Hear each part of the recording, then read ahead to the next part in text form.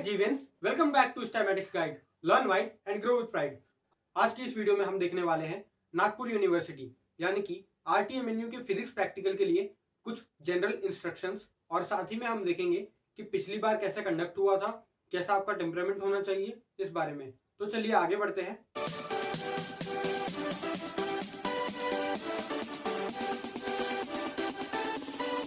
तो सबसे पहले बात कर लेते हैं मटेरियल की कि आपको क्या क्या लेकर जाना है।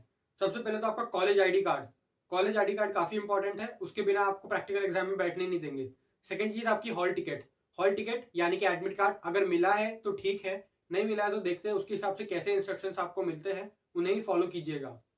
तीसरी चीज मोस्ट इंपॉर्टेंट, आपकी प्रैक्टिकल रिकॉर्ड बुक पे आपके 6 मार्क्स है। अगर वो आप नहीं लेकर जाते, भले ही आपकी प्रैक्टिकल कंप्लीट भी हो तो भी आपको वो मार्क्स नहीं मिलेंगे। प्रैक्टिकल रिकॉर्ड बुक सबमिट होनी चाहिए, तभी आपको उसके 6 मार्क्स मिलेंगे। भले ही आपकी प्रैक्टिकल रिकॉर्ड बुक पूरी कंप्लीट ना हो या फिर करेक्टेड ना हो, लेकिन जितनी है उतनी सही सबमिट तो जरूर से जरूर कर दीजिएगा। अगर किस्मत रही किसी ने नहीं देखा प्रैक्टिकल रिकॉर्ड बुक खोल के, तो आपको पूरे 6 आउट ऑफ 6 मार्क्स उसमें मिल जाएंगे। तो वो तो आपको देना ही देना है, क्योंकि उस पर मार्क्स हैं और ये कंपलसरी है। इसके बिना आपको प्रैक्टिकल एग्जाम में बैठने ही नहीं दिया जाएगा। तो ये चीजें तो आपकी कंपलसरी हो जाती है। इसके बाद कुछ सप्लीमेंट्री चीजें हैं जो कि एकदम कंपलसरी तो नहीं है, लेकिन हाँ जरूरी है। आपको प्रैक्टिकल रिकॉर्ड में प्रैक्टिकल अटेंड करने में काफी हेल्प मिलेगी इससे। तो सबसे पहले जो नंबर 1 पे है वो है आपका सिंगल मेमोरी कैलकुलेटर। ये कैलकुलेटर इसीलिए इंपॉर्टेंट है क्योंकि वहां पर आपको स्मार्टफोन ले जाने और स्मार्ट वॉच, ये दोनों चीजें अलाउ नहीं है। दोनों चीजें आपसे तुरंत की तुरंत उतरवा ली जाएंगी और अगर आप उनके साथ में पकड़े जाते हैं तो आपको प्रैक्टिकल से रेस्टिकेट कर दिया जाएगा। इसके बाद आपको एक लॉग बुक जरूरी है, अगर लॉगरिथमिक कैलकुलेशंस है तो। इसके साथ ही में एक एनालॉग वॉच ले लीजिएगा। एनालॉग से मेरा मतलब वो कांटे वाली। डिजिटल और स्मार्ट वॉचेस अलाउड नहीं है वहां पर। और फिर बाकी की तो आपकी जनरल चीजें हैं जो कि आप हर एक एग्जाम में लेकर जाते हैं, जैसे कि आपका कार्डबोर्ड, पेंसिल बॉक्स और पेन पेंसिल रबर शार्पनर वगैरह वगैरह। तो इतना मटेरियल आपको कंपल्सरीली रिक्वायर्ड है प्रैक्टिकल एग्जाम अटेंड करने के लिए।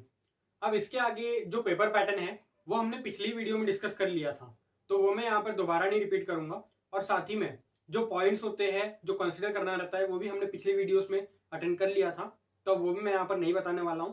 मैं यहाँ पर सिर्फ अब बताने वाला हूँ कि कैसे कैसे आपका प्रैक्टिकल एग्जाम कंडक्ट होने वाला है, कैसे कैसे आपको क्या क्या स्टेप्स फॉलो करना है और किसमें क्या गलतियां नहीं करनी है। बस तो फिर यही मैं बताने वाला हूँ। और बाकी अगर आपने पेपर पैटर्न नहीं देखा है, किस पॉइंट फॉर्मेट में कैसे आपको प्रैक्टिकल लिखना है ये नहीं पता, तो आप पिछली वीडियोस को जाकर देखिएगा। इसके आगे का मैं आपको इस वीडियो में बताकर देने वाला हूँ। तो जिस दिन आपका प्रैक्टिकल एग्जाम होगा, सपोज कर लीजिए वो 10:30 बजे से है, उस दिन आपको आधा घंटा पहले रिपोर्ट करना है। हालांकि 15 मिनट्स पहले का रिपोर्टिंग टाइम दिया रहेगा, बट आधा घंटा पहले इसलिए ताकि आप अपना बैग एक स्टेबल जगह पे रख सको, क्योंकि जो लेट आते हैं उनका बैग ऐसे ही पड़ा होता है। ऐसा आपके साथ में ना हो इसलिए बता कर दे रहा हूँ। तो पहले ही जाना, रख लेना अपना बैग जो कुछ भी आपका मटेरियल लगता है, रिकॉर्ड बुक है, calculator, log book, pen pencil rubber sharpener, जो कुछ भी आपको लगता है, साथ में कार्डबोर्ड, हॉल टिकट, ये सब आप अपना निकाल के तैयार रखिएगा। अब जैसे ही सर आ जाते हैं वहां पर, तो 15 मिनट्स पहले से आपको एक लाइन में लगाया जाएगा। वो आपके नेम के ऑर्डर में हो सकती है या फिर जो भी लिस्ट सर के पास में है उसके अकॉर्डिंग हो सकती है। फिर आपकी अटेंडेंस ली जाएंगी। अटेंडेंस अगर होती है तो ठीक है, नहीं तो फिर आपके प्रैक्टिकल रिकॉर्ड बुक्स सबमिट कराया जाएगा। अगर किसी के पास में प्रैक्टिकल रिकॉर्ड बुक नहीं है तो उसको बैठने ही नहीं दिया जाता एग्जाम में, यानी कि वो एग्जाम नहीं दे सकता प्रैक्टिकल एग्जाम। तो प्रैक्टिकल रिकॉर्ड बुक होना काफी जरूरी है। एक बार प्रैक्टिकल रिकॉर्ड बुक सबमिट हो जाती है तो फिर सर आपको एक एक करके अंदर बुलाते हैं और ऐसा चिट्स पड़ी होती है अपने सामने पे, वो गेम चल रहा होता है।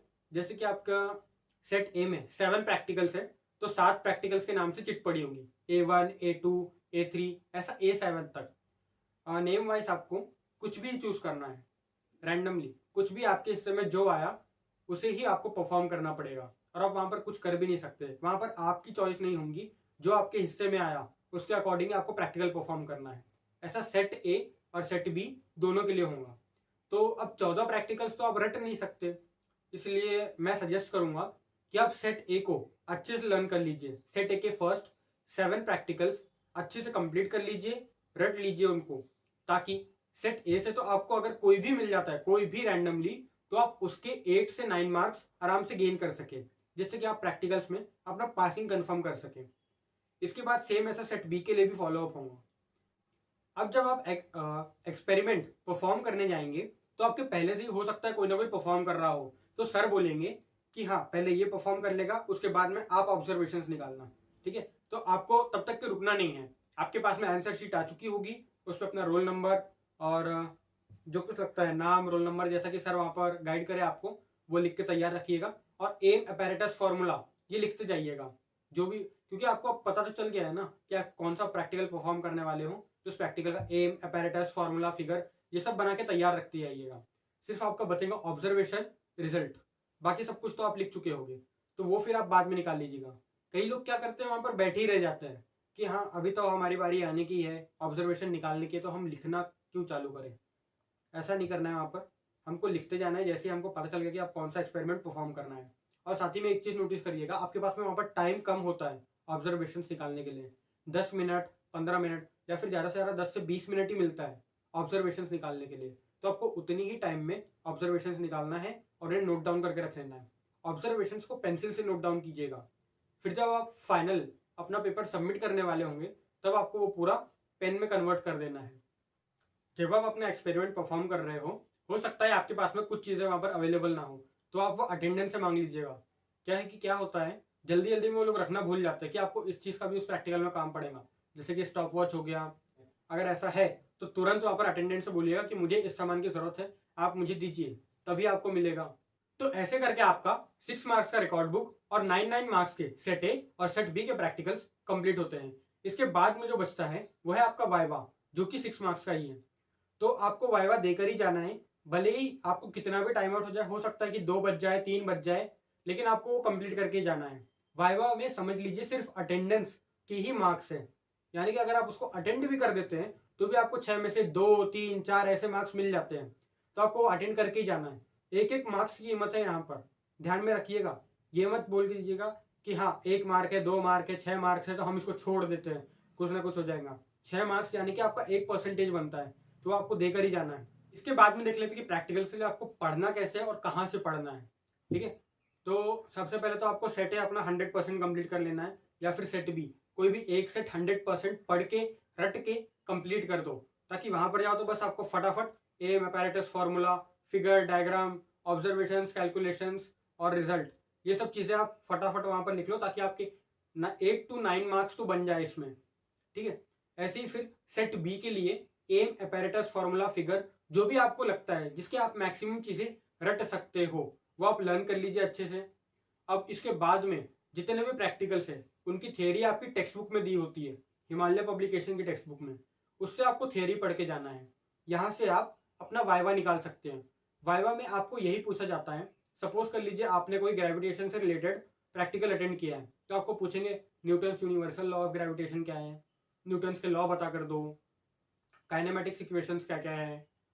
फिर ये भी पूछ सकते हैं कि हाँ आपने जो प्रैक्टिकल परफॉर्म किया उसमें कैसे परफॉर्म किया, रीडिंग्स कैसे निकाली, ऑब्जर्वेशंस क्या क्या है, इसमें इसका ग्राफ कैसा है।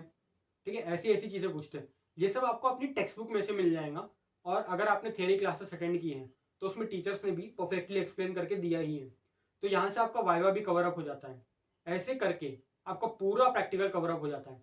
एक चीज़ नोटिस करके रखिएगा, जो भी आप प्रैक्टिकल लिखते हैं वो पूरा पेन से होना चाहिए, साथ में जो रिजल्ट है आपका वो होना ही चाहिए। रिजल्ट के बिना प्रैक्टिकल कंप्लीट ही नहीं होता, तो अपने रिजल्ट को तो डालो ही डालो। और ग्राफ अगर दिया है तो ठीक है, नहीं है तो फिर कोई टेंशन नहीं, बाकी की चीज़ें आपको इंक्लूड करना है, जैसे कि हमने पिछली वीडियोस में देखा था।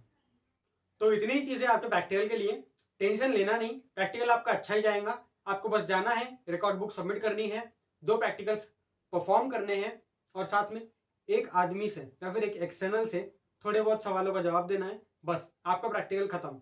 तो टेंशन लेना नहीं, उम्मीद है कि आपका प्रैक्टिकल अच्छा ही जाएगा। ऑल द बेस्ट सबको। इसके साथ मिलते हैं अगली वीडियो में, तब तक के लिए keep learning, keep growing. Channel को जरूर से जरूर सब्सक्राइब कर दीजिएगा।